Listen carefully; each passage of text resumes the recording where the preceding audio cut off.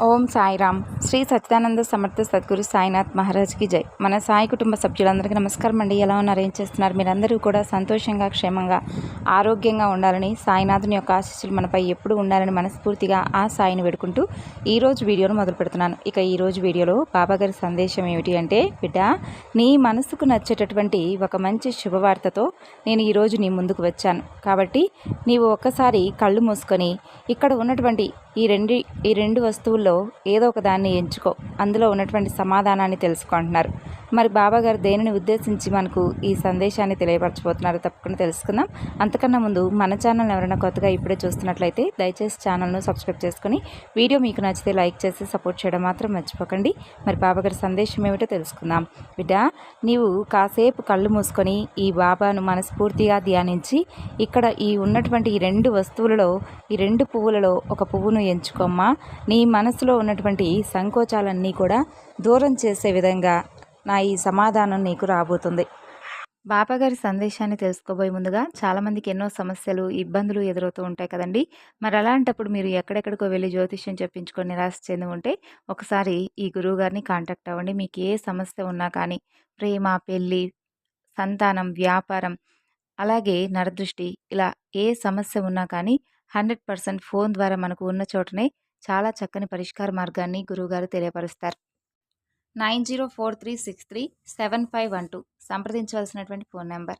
ఇక బాబాగారి సందేశాన్ని తెలుసుకుందాం. బిడ్డ, ఇక్కడ ఉన్నటువంటి ఈ రెండు పువ్వులలో ఒక పువ్వును ఎంచుకొని నీ మనసులో దేని గురించి నువ్వు బాధపడుతున్నావో తప్పకుండా తెలుసుకో, అలాగే నా సమాధానం ఏంటో కూడా విను అని అంటున్నారు. ముందుగా ఈ యొక్క ఎరుపు రంగులో ఉన్నటువంటి రోజా పువ్వును ఎవరైతే మనసులో అనుకున్నారో వారికి బాబాగారి సందేశం, నాకైతే ఏ విషయంలో కూడా ఇప్పటి వరకు అసలు మంచి అనేది జరగడం లేదు బాబా.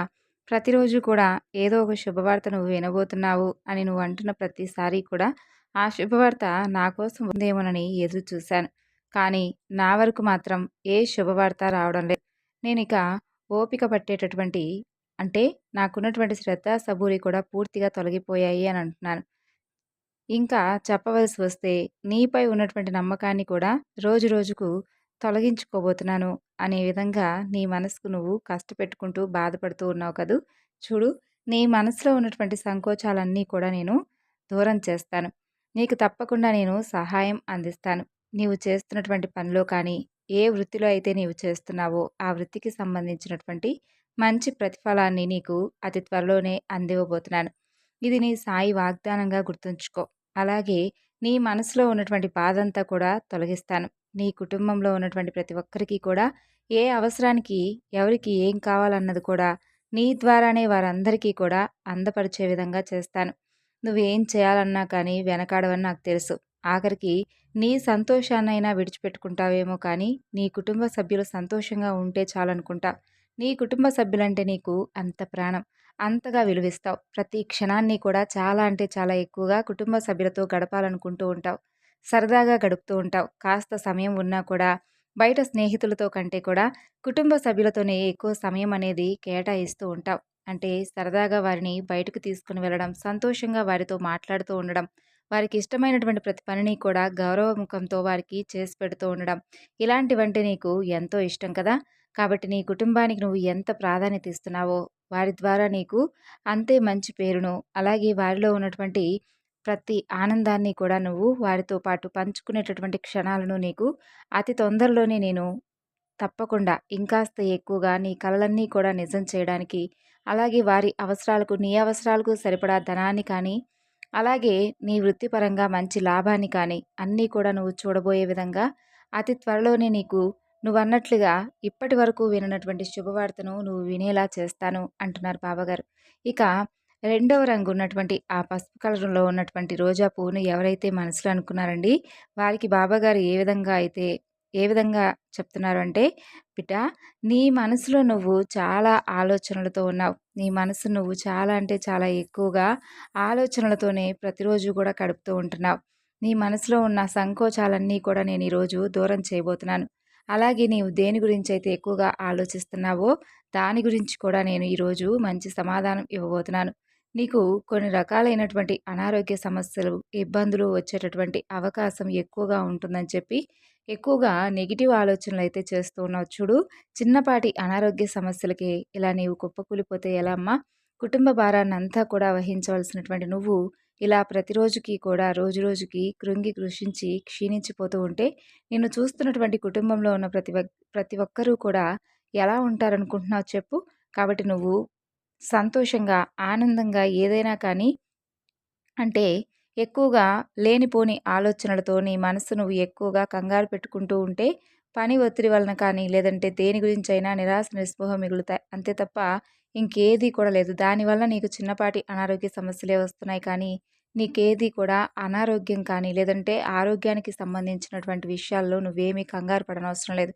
నాకే ఎందుకిలా అవుతుంది? ప్రతిరోజు కూడా అసలు నాకెందుకిలా అనారోగ్యం సంభవిస్తుందని చెప్పి నీలో నువ్వే నీలో నువ్వే కృంగి కృశించిపోయేలాగా బాధపడుతూ ఉండవద్దు. నీకే ఏ రకాలైనటువంటి అనారోగ్య సమస్యలు లేవు. నేను చెబుతున్నాను కదా! నువ్వు ధైర్యంగా ఉండు. ప్రతిరోజు కూడా విభూదిని ధరిస్తూ ఉండు. అలాగే దైవనామ స్మరణ చేస్తూ ఉండు. నీ ఇష్టదైవనామ స్మరణ ఎంత ఎక్కువగా చేస్తావో, నీ మనసులో ఉన్నటువంటి భీతి అంతా కూడా తొలగిపోతుంది. అలాగే హనుమాన్ చాలీసా కూడా పఠిస్తూ ఉండడం వలన నీ మనసులో ఉన్నటువంటి భయాలు, అలాగే నరదృష్టి ఇలాంటివి ఏదన్నా ఉన్నా కూడా అవన్నీ కూడా తొలగిపోతాయి. కాబట్టి ఎక్కువగా ఆలోచనలు పెట్టుకోకుండా, నెగెటివ్ ఆలోచనలతో లేనిపోని అనారోగ్య సమస్యలు నీకు నువ్వుగా తెచ్చుకోకుండా సంతోషంగా, ఆనందంగా కాలం గడుపు. బాబా నాకిలా అంటే కాస్త ఆరోగ్యం అనేది అసలు బాగుండడం లేదు. మనశ్శాంతి కోసం నేను ప్రతిరోజు కూడా ధ్యానం చేస్తున్నాను. నా ఇష్టదైవమైనటువంటి నేను ప్రతిరోజు కూడా తలుచుకుంటూ ఉన్నాను.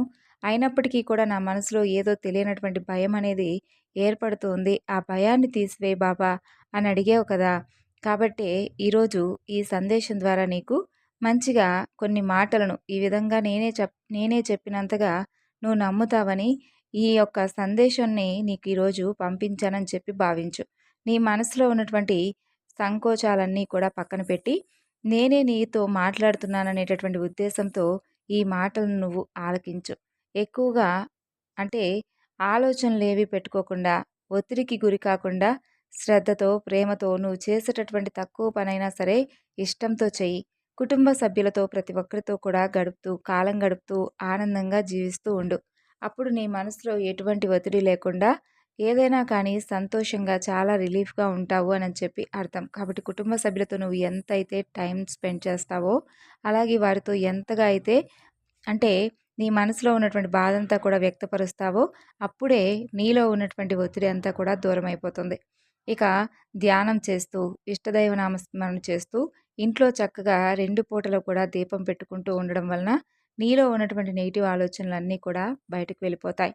సంతోషంగా, ఆనందంగా కాలం గడుపుతారని ఈ సాయి ఎప్పుడూ కూడా ఎదురు చూస్తూ ఉంటాడు. మరి విన్నారు కదండీ బాబాగారి సందేశం. ఈ సందేశం మీ అందరికీ నచ్చింది అనుకుంటున్నాను. నచ్చితే తప్పకుండా మరికొంతమందికి షేర్ చేయండి. మరొక చక్కని బాబాగారి సందేశంతో మరలా కలుసుకుందాం. అంతవరకు నమస్కారం. ఓం సాయిరామ్. సర్వే జనా సుఖినో భవంతు.